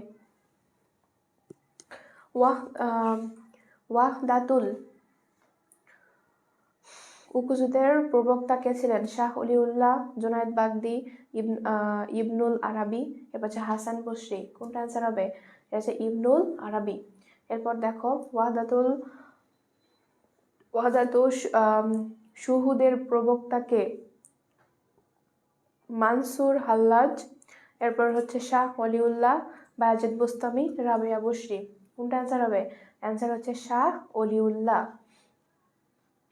হাসান বসরি রাদিয়াল্লাহু আনহু কোথায় জন্মগ্রহণ করেন? হাসান বসরি রাদিয়াল্লাহু আনহু কোথায় জন্মগ্রহণ করেন? মক্কা, বাসরা, এরপর হচ্ছে মদিনা, কুফা। কোথায় জন্মগ্রহণ করেছিলেন? তিনি জন্মগ্রহণ করেছিলেন মদিনাতে। এরপর দেখো হাসান বসরি রাদিয়াল্লাহু আনহু এর মৃত্যু সন কত হিজরি ছিল? 95, 100, 10, 20। কোনটা হবে? এটা হচ্ছে মূলত 110 হিজরি। রাসূল সাল্লাল্লাহু আলাইহি ওয়াসাল্লামের ওফাতের পর তিনি কি করেছিলেন? 110 বছর পরে মারা গিয়েছিলেন। এরপর দেখো হাসান বসরি রাদিয়াল্লাহু আনহু এর শিষ্য কে ছিলেন? হানিফা, রাবেয়া বসরি, মালিক, ইমাম মালিক, তারপর হচ্ছে শাহ অলিউল্লাহ। অবশ্যই এটা উত্তর হচ্ছে রাবেয়া বসরি। দেখো হাসান বসরি, রাবেয়া বসরি, মনে রাখার সহজ উপায়। তাসাউফ মানুষকে কোন গুণ অর্জন করতে সহায়তা করে? অহংকার, লোভ, পরহেজগারিতা, এরপর হচ্ছে প্রতিযোগিতা। অবশ্যই পরহেজগারিতা। পরহেজগার হইতে হবে, মনকে শুদ্ধ করতে হবে। দিবসের তারা নাবু 15 সালে মারা গেছে। ইন্নালিল্লাহ, এক্সট্রিমলি সরি, আমি জানতাম না। কোশ্চেনটা করা আমার ঠিক হয়নি।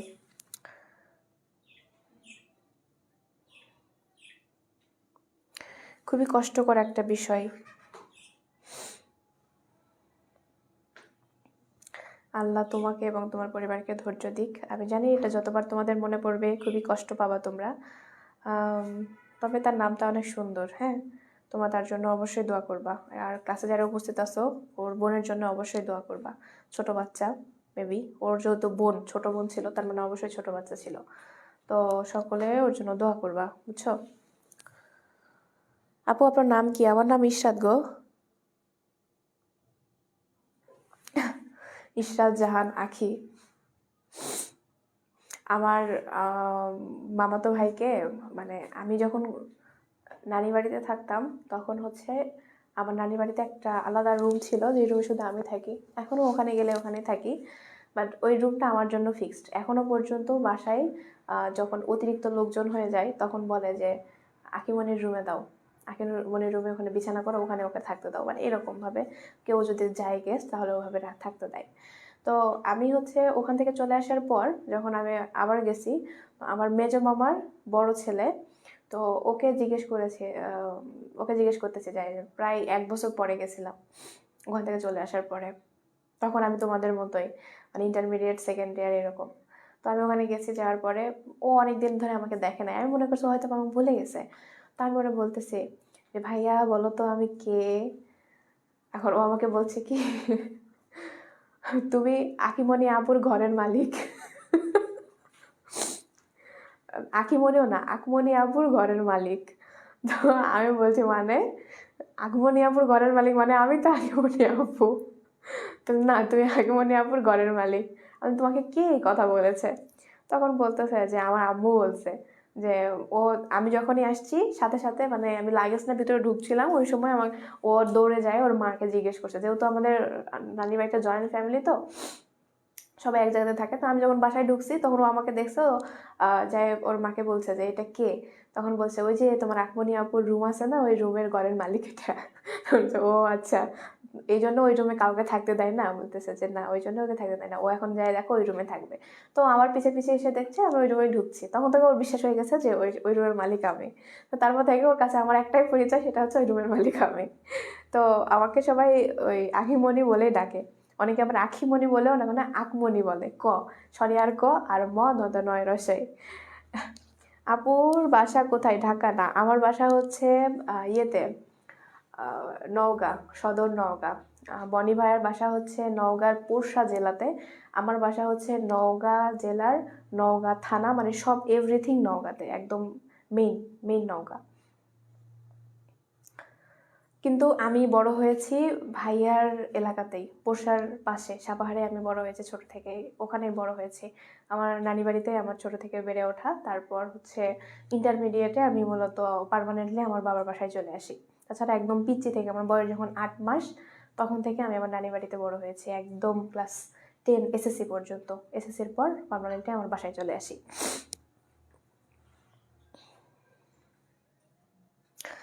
Thank you so much. Subarna Chowdhury, কি সুবর্ণ নাকি শ্রাবণী চৌধুরী, থ্যাংক ইউ। আর হচ্ছে এই ক্লাসটা আমার না, দেখতে আসলাম তাই নাকি? আচ্ছা, থ্যাংক ইউ, দেখতে আসছো।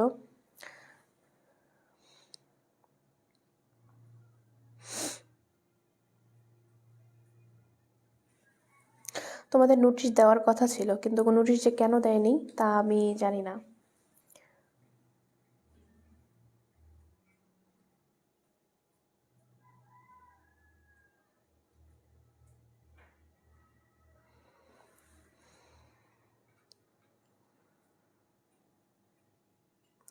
আহা, সুমনা, আরিফা ইসলাম সুমনা, তুমি রাজশাহীতে আসো, তোমার সাথে দেখা করব।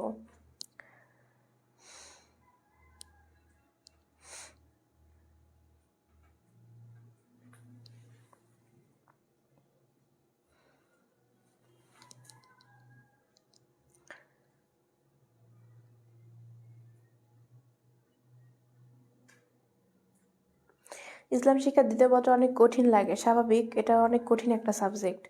7টায় ক্লাস হবে, হিস্টোরিতে দিছে তো। 7টায় না, 10টায় হবে, এটা দেওয়া ছিল। আমি কালকে ভাইয়াকে বলে গেছিলাম। দেখো 26 নাম্বারটা দেখি আমরা, তাসাউফের মাধ্যমে কি দমন করা হয়? জ্ঞান, ইবাদত, কুপ্রবৃত্তির দায়িত্ব। অবশ্যই কুপ্রবৃত্তি, এটা আমরা জানি। উপকারীর ইলম কোনটি? দুনিয়াবি ইলম, এরপর হচ্ছে মৌখিক ইলম, এরপর হচ্ছে অন্তরের ইলম, এরপর হচ্ছে বাহ্যিক ইলম। কোনটা হবে? অ্যান্সার হচ্ছে অন্তরের ইলম। এরপর দেখো, ইবাদত কবুল হয় কোনটির মাধ্যমে? সংখ্যা, সময়, তাকওয়া ও খুলুসিয়াত। এরপর হচ্ছে লোক দেখানো। কোনটার মাধ্যমে? ইবাদত ও খুলুসিয়াতের মাধ্যমে ইবাদত কবুল হয়। এরপর তাসাউফ মানব জীবনে কি গঠন করে? রাজনৈতিক চেতনা, নৈতিক ও মানবিক মূল্যবোধ, অর্থনৈতিক শক্তি, সামাজিক ক্ষমতা। কোনটা অ্যান্সার হবে? নৈতিক ও মানসিক মূল্যবোধ। এরপর দেখো সর্বশেষ এমসিকিউ, তাসাউফ চর্চার চূড়ান্ত ফল কি? দুনিয়ার সাফল্য, সামাজিক স্বীকৃতি, আল্লাহর সান্নিধ্য লাভ, নেতৃত্ব অর্জন। এটার অ্যান্সার হচ্ছে মূলত আল্লাহর সান্নিধ্য লাভ, কারণ মন থেকে কোনো কিছু চাইলে কি অবশ্যই সেটা পাওয়া যায়। যদিও বা এটা আমি বিশ্বাস করি না, যদিও বা আমি এটা বিশ্বাস করি না। তুমি মন থেকে চাও এবং তোমার প্রত্যেকটা পদক্ষেপ যদি সেই ইয়ের জন্য হয়, মন থেকে চাওয়া জিনিসের জন্য হয়, তাহলেই তুমি সেটা পাবে। তাছাড়া তুমি মন থেকে যতই চাও আর হাত গোটায় বসে থাকো, কোনোদিনও কেউ মুখে তুলে দিবে না তোমাকে। এটা সকলের মনে রাখা উচিত।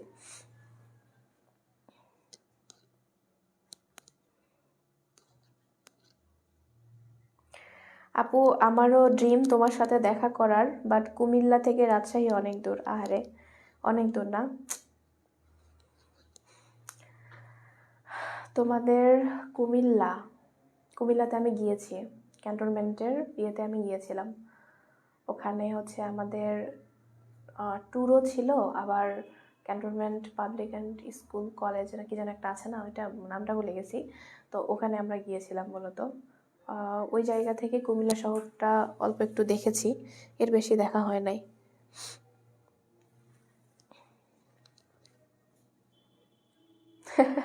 জান্নাতুল নিহা, হ্যাঁ ঠিক বলেছ। মন থেকে চাইলে ওই জিনিস আরো তাড়াতাড়ি হওয়া হয়ে যায়। কেন জানি আমি আমার মন থেকে যা কিছু চাইছি জীবনে, তার মধ্যে হয়তো 20% পাইছি, বাদ বাকি 80%ই পাইনি। তবে এটাও সঠিক যে আল্লাহ এ পর্যন্ত আমাকে যা কিছু দিছে সেগুলো আমার জন্য সঠিকই ছিল, সেগুলো আমার জন্য সঠিকই ছিল। আমি যেগুলো জোর কইরা লাইফে নিয়ে আসছি সেগুলো প্রত্যেকটা জিনিস আমার জন্য খারাপ ছিল। এই জন্য আল্লাহর উপর ভরসা রাখা, মানে আমার কাছে মনে হয়েছে যে আল্লাহর উপর ভরসা রাখা একমাত্র উত্তম কাজ। এর উপর আর অন্য কোনো কাজ হয় না। তিনি যেটাকে ভালো মনে করবেন সেটাই দিবেন। আপু, ক্লাস কি আবার শেষ করে দিবেন? তোমাদের এই কোর্সে, ওয়ান শট কোর্সে যারা যারা ভর্তি আছো তাদের ইসলাম শিক্ষা ক্লাস এখানেই শেষ। এরপর আর ইসলাম শিক্ষা ক্লাস তোমাদের হবে না। যেটা রুটিনে দেওয়া আছে ওই রুটিনের ক্লাসটা হবে না, কারণ বনি ভাইয়া মেবি জানতো না যে আমি হচ্ছে অলরেডি 3টা ক্লাস নিয়ে নিছি। এটা তার ভাইয়া মনে ছিল না। ভাইয়া তো অনেক চাপ যায়। আসলে সত্যি কথা বলতে কি, আমি ভাইয়াকে যত দেখি অবাক হয়ে যাই যে ভাইয়া এত চাপ নিতে পারেন কিভাবে। ভাইয়া কিন্তু অ্যাডমিশনে ক্লাস করায়, তোমরা অনেকেই জানো। ভাইয়া নিজের ইতিহাসের ইংলিশের ফার্স্ট পেপার সেকেন্ড পেপার পড়াই, সেগুলার স্লাইড মেক। দেন ভাইয়া একটা প্ল্যাটফর্ম চালাচ্ছে, ভাইয়ের নিজের পরিবার আছে, ভাইয়ের কিন্তু ছোট একটা বোন আছে অনেক কিউট। তো সেই বোনের দায়িত্ব, নিজের বাবা মা, আবার কিন্তু ভাইয়া কিন্তু রাজশাহীতে স্থানীয় না, ভাইয়া পোরশাতে, ওখানে কিন্তু ওনাদের জমি জমা বাসা বাড়ি এভরিথিং আছে, সেগুলা সামাল দেওয়া। ভাইয়া কিন্তু বাবার একটা মাত্র ছেলে।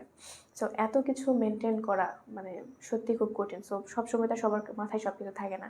তাই ভাইয়া ভুল করে ওটা দিয়ে দিছে, হয়তো বা মনে ছিল না।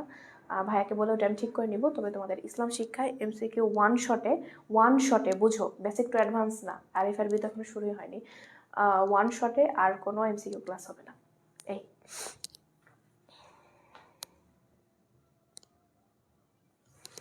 তো তোমরা হচ্ছে তাহলে আজকের ক্লাস আমি এখানেই শেষ করছি। এখন আমাকে আবার বাজারে যেতে হবে, অনেক কেনাকাটা আছে, কেনাকাটা করতে হবে। এরপর আমাকে লাগেজ টাগেজ প্যাক কইরা গো টু সাভার। তো সকলে ভালো থাকো, সুস্থ থাকো। সকলের সাথে দেখা হচ্ছে, একটু লেটই হবে মেবি। তো দেখা হচ্ছে একটু পরেই। আর হ্যাঁ, পেজে তোমাদের সাথে সবসময় দেখা হবে, আমি পেজে থাকবো। বিভিন্ন ভিডিও টিডিও আসতে পারে, কারণ আমি ঢাকাতে যাচ্ছি, ওখানে গিয়ে ভিডিও টিডিও করবো। তো এই আর কি, সকলে ভালো থাকো, সুস্থ থাকো। সকলকে আসসালামু আলাইকুম।